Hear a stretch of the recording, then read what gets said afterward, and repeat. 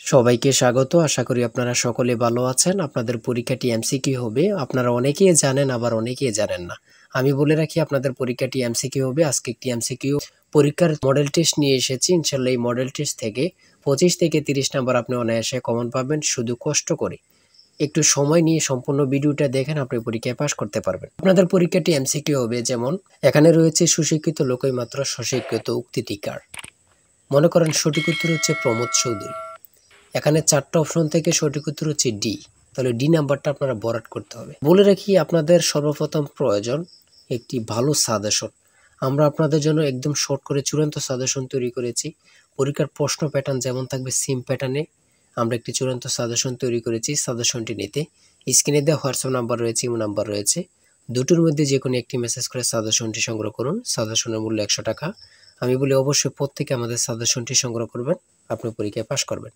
যারা বিভিন্ন চাকরির কারণে, কাজের কারণে অথবা পড়ালেখা একটু বুঝেন, কম সময় পান না, তারা অবশ্যই আমাদের এই শর্ট সাজেশনটি সংগ্রহ করে শুধু A to Z পড়ে যাবেন। পরীক্ষা দিতে গেলে আপনি উত্তীর্ণ হয়ে যাবেন ইনশাল্লাহ। তাই বলে রাখি প্রত্যেকে 100 টাকার বিনিময় হলো।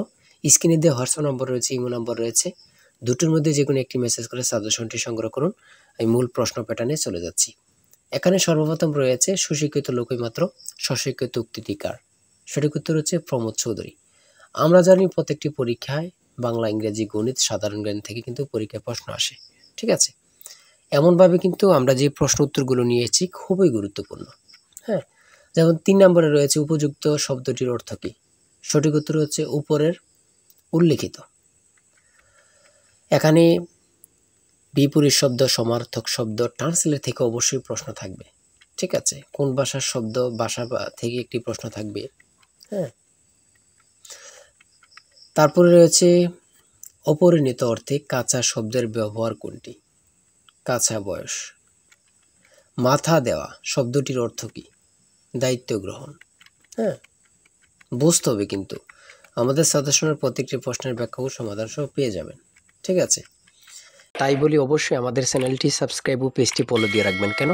পরীক্ষার নোটিশ, পরীক্ষার রেজাল্ট, পরীক্ষার প্রশ্ন সমাধান, যাবতীয় সকল তথ্য সবার আগে আমরা ভিডিও আপলোড দিয়ে রাখি।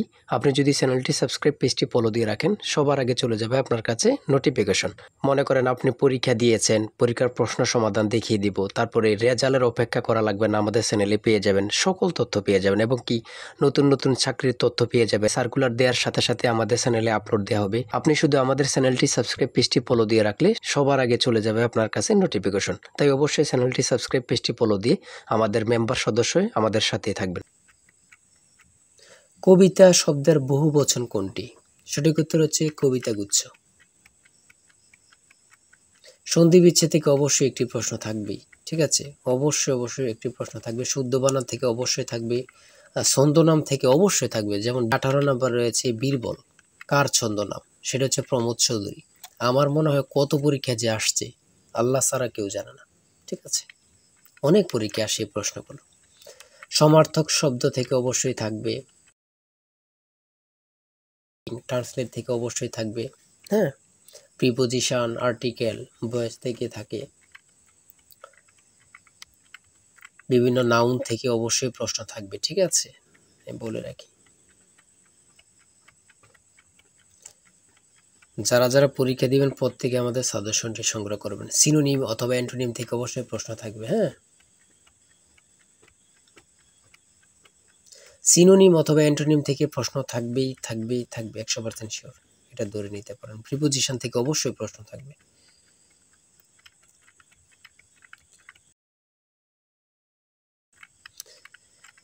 বাংলাদেশের সুপ্রিম কোর্ট মোট কয়টি বিভাগে অথবা বিভাগ নিয়ে গঠিত। সঠিক উত্তর হচ্ছে 2টি।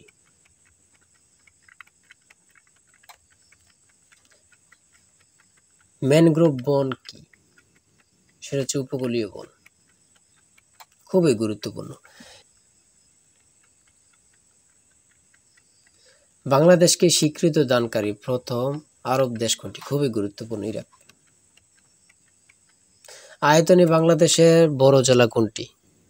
খুবই গুরুত্বপূর্ণ। রাঙ্গামাটি। ঢাকা কত সালে সুবা বাংলা রাজধানী হয়। সঠিক উত্তর হচ্ছে 1610 সালে।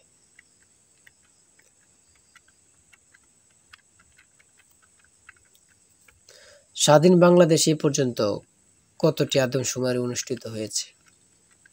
বিভিন্ন সদর দপ্তর থেকে একটি প্রশ্ন অবশ্যই থাকবে। বাংলাদেশের সর্বোচ্চ জাতীয় বেসামরিক পদক কোনটি? স্বাধীনতা পদক। ও এখানে আবার থাকতে পারে বাংলাদেশের সর্বোচ্চ জাতীয় পদক কোনটি? স্বাধীনতা পদকই হবে। ঠিক আছে, একটা প্রশ্ন দেখা যাচ্ছে একই প্রশ্ন, কিন্তু এটারে একটু ঘুরিয়ে ফিরিয়ে দেওয়ার কারণে আমরা অনেকেই বুঝতে পারি না। হ্যাঁ, ঘুরিয়ে ফিরিয়ে দিলেই কিন্তু আমরা অনেকেই বুঝতে পারি না। এটাই কিন্তু আমাদের একটা বড় সমস্যা। একটি সংখ্যা 220 থেকে যত বড়, 490 থেকে তত ছোট। সংখ্যাটি কত? এই দুইটা সংখ্যা যোগ দিয়ে 2 দিয়ে ভাগ দিলে কিন্তু বাইর হয়ে যায়। দুইটা সংখ্যা যোগ দিয়ে 2 দিয়ে ভাগ দিবেন, বের হয়ে যাবে। হ্যাঁ, একদম ইজি, যদি বোঝেন ইজি, আর না বুঝলে তো কঠিন হবে, ঠিক না? যারা প্রথম পরীক্ষা দিবেন তাদের জন্য একটু কঠিন কঠিন, আর যারা অনেক দিন পরীক্ষা দিচ্ছেন, ফেল করতেছেন, অথবা এমসিকিউ পরীক্ষা উত্তীর্ণ হচ্ছেন, লিখিত পরীক্ষায় ফেল করতেছেন, এমসিকিউ লিখিত উত্তীর্ণ ভাইভাতে যেয়ে ফেল করতেছেন, তারা পরীক্ষা সম্পর্কে অনেক কিছুই জানেন। তাই বলে রাখি আজকের ভিডিও এই পর্যন্ত। ঠিক আছে, আজকে 80টি এমসিকিউ নিয়ে আলোচনা করেছি। আমাদের আমাদের চ্যানেলে কিন্তু আমাদের পেজে অনেক ভিডিও দেওয়া আছে, আপনারা ওখান থেকে দেখে আসতে পারেন। আর এখান থেকে ওখান থেকে না দেখে আমাদের চ্যানেলটি সাবস্ক্রাইব ও পেজটি ফলো দিয়ে রাখেন। ভিডিও আপলোড দেওয়ার সাথে সাথে চলে যাবে আপনার কাছে নোটিফিকেশন, আপনি অনেক তথ্য পেয়ে যাবেন। আর আমাদের সাজেশনটি সংগ্রহ করে রাখেন, ইনশাল্লাহ আপনি পরীক্ষা উত্তীর্ণ হয়ে যাবেন। আমাদের সাজেশনটি নিতে স্ক্রিনে দেওয়া হোয়াটসঅ্যাপ নম্বর রয়েছে, এটা হোয়াটসঅ্যাপ অথবা ইউ নাম্বার যে কোনো একটি মেসেজ করেন, আমাদের সাজেশনটি সংগ্রহ করতে পারবেন। ইনশাল্লাহ সাজেশনটি পরীক্ষা দিতে গেলে আপনি উত্তীর্ণ হয়ে যাবেন। সবাই ভালো থাকবেন, সুস্থ থাকবেন, আর আপনার যে কোনো সমস্যা কমেন্টে লিখুন। আল্লাহ হাফেজ।